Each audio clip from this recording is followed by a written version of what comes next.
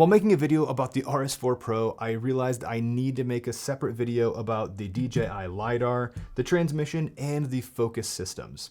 Here are 10 things that I wrote down after a lot of testing about the DJI Focus Pro system. My first tip for the DJI Focus Pro system is that you can use this with or without the gimbal. Depending on how you want to adjust focus and what features you'll need is how you'll need to build your camera out.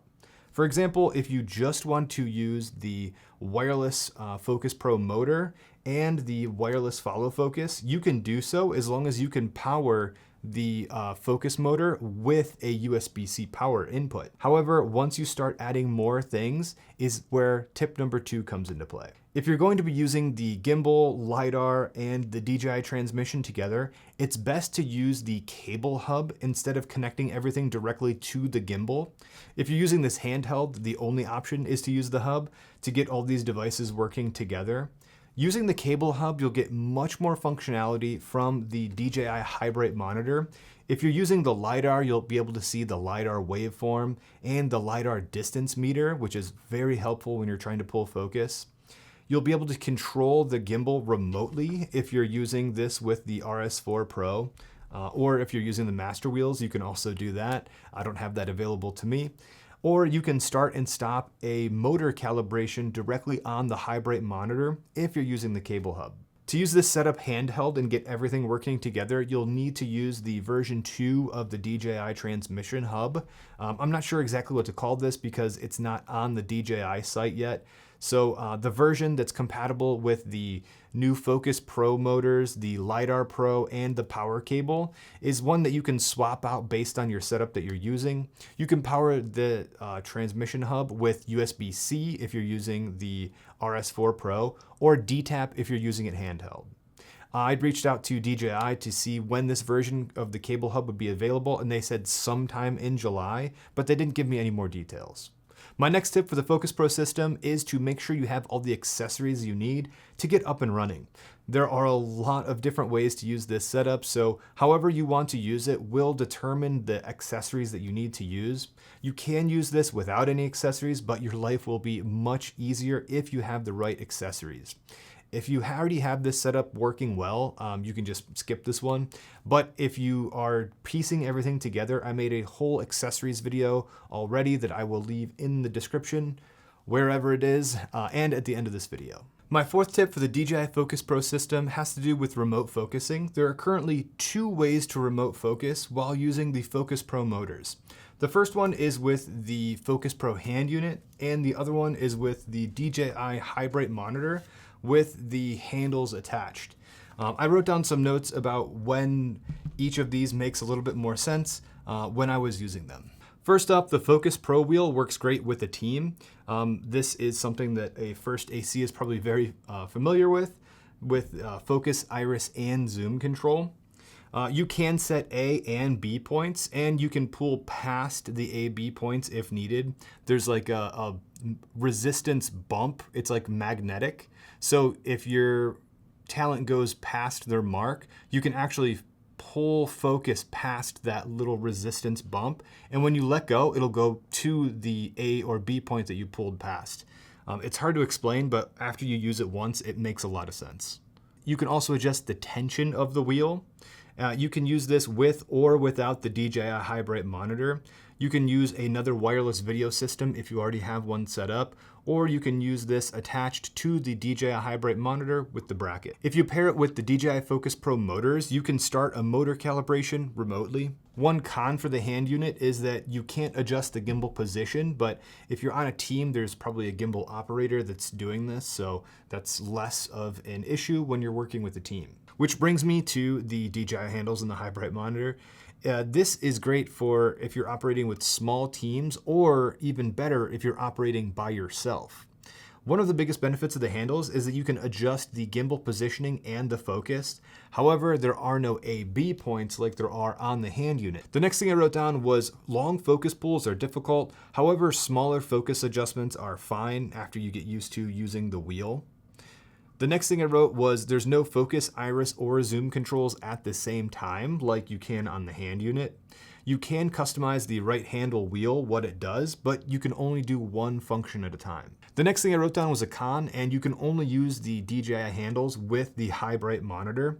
However, if you have the monitor, the handles make it much easier to use because there's a lot of assignable buttons and things that you can do with the handles without taking your hands off of these grips, which makes it a lot easier to use overall.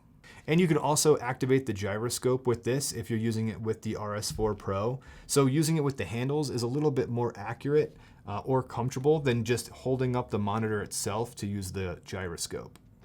Taking a second from what I learned about the DJI Focus Pro system to tell you about today's video sponsor, Motion Array. Video editing is by far the most time-consuming part of making videos for me, and Motion Array definitely helps speed that up. Motion Array has tons of high-quality video templates, footage, photos, music, sound effects, and more that you can use in your personal and commercial projects. Motion Array has thousands of different assets broken up by category so you can find exactly what you're looking for. There are video templates that help you save time by making titles, infographics, logo reveals, transitions. You can use LUTs for your footage, and they support all major video editors like Resolve, Premiere, After Effects, and Final Cut Pro. They have collections of stock footage that actually looks good, and you can use multiple clips from the same collection, so you can have multiple clips from that same scene. Motion Array also has an automated tool to help you clear any copyright issues, so you can remove the headache of copyright claims. To check out Motion Array, you can use the link in the description, wherever it is, and you can use my link for $50 off of an annual subscription, or if you sign up for a free account, you can get access to a limited amount of free assets. Thank you, Motion Array, for sponsoring this video. My next tip is if you're using this handheld and you want to control focus with the motors, you'll have to use the Focus Pro grip. It's pretty easy to use. If you know how to use the RS4 Pro, then you already know how to use the grip. If you don't know how to use it, I have a whole RS4 Pro tips and tricks and shortcuts video. Most of those shortcuts also apply to this grip. This next one caused me a lot of confusion and trial and error to figure this one out. For some reason, whenever I was working with the LiDAR, this was the most difficult thing for me to wrap my head around, and it is to choose the correct LiDAR autofocus profile. If your autofocus isn't working as expected, you're probably just in the wrong mode. For some context, there are two autofocus modes, wide and flex spot. Wide focuses on the center of the frame, and whenever a face is detected, face autofocus takes over. If there's multiple people in the frame, the person closest to the center takes priority, but using this dial, you can switch between who technically has focus. There's a gray box that'll show up, and whoever is on the highlighted box has the subject autofocus. Flex spot follows the subject that you select on the back of the camera. In my testing, this mode struggles with anything other than tracking. It's great for tracking, but it jumps around a lot whenever you use this without a tracking target. So most of my LiDAR mishaps have been when I accidentally flip over to flex spot mode, and then I don't have an active target selected. Whenever I activate a target, it usually sticks pretty well. However, if I'm just letting flex spot guess at what I want it to track, it doesn't do that great of a job. So for those circumstances, I just usually stay in wide mode.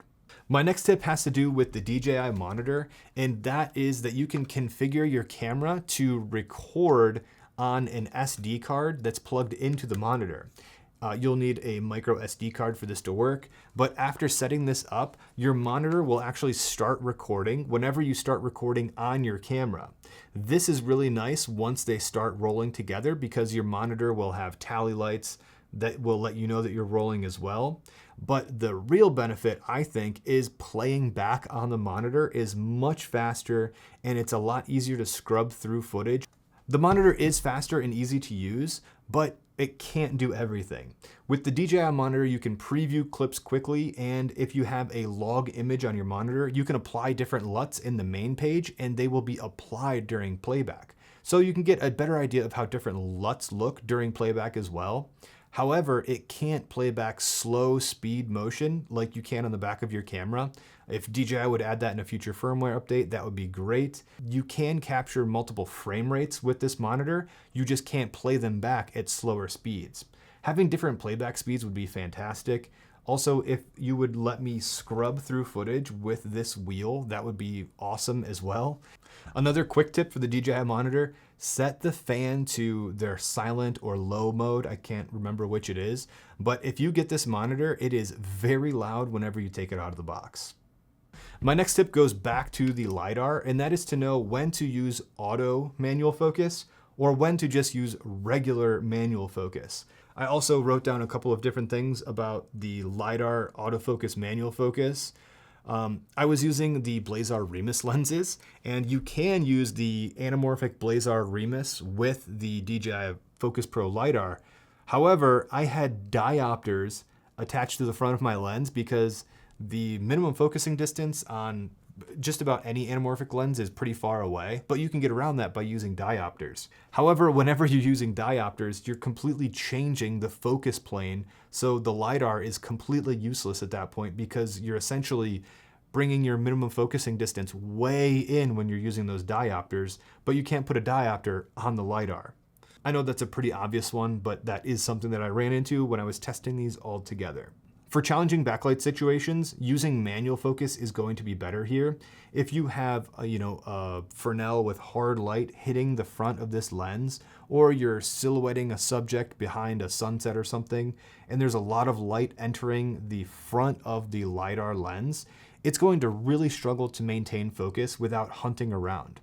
However, also, if you're in a very dark environment, the LiDAR is probably going to do a better job than your camera's autofocus would be able to do, because then the LiDAR light can actually get a much better depth map with less light coming into the front of the lens. That was something that took me a little bit of time to figure out. My next tip piggybacks off of that one, and that is if your LiDAR rangefinder distance markers and autofocus seems off, make sure your LiDAR distance is properly set in the app, either on the gimbal itself or on the grip, whichever one you're using. The distance between your LiDAR and your camera will throw your distance readings off, especially if you're filming at really wide open T-stops. Another thing I wrote down was if you're using multiple focus motors like focus, iris, and zoom, you can daisy chain these together. I go over this more in my tips and tricks video, so I will leave that linked at the end. And you can store up to 3 lenses in the LiDAR and more in the app. And I would also pay attention to the LiDAR profiles whenever you're switching lenses. It's very easy to have your 35mm be C1 and your 50 be C2. But if you swap to the 50 and you forget to flip your LiDAR over to C2, then it's going to think you want that 35mm focal length, and that can be giving you some issues as well. Make sure to check your LiDAR autofocus profile, because maybe you have everything else right, but your autofocus LiDAR profile is wrong. Those are my 10 tips for the DJI Focus Pro system. I ended up writing down more than 10, but that's okay. I have more RS4 Pro content. I have an accessories video, my review video, and a tips, tricks, and shortcuts video. So I will leave those in the description and on screen now. And I hope you found this helpful. Thank you guys for sticking around to the end, and I'll see you in the next one.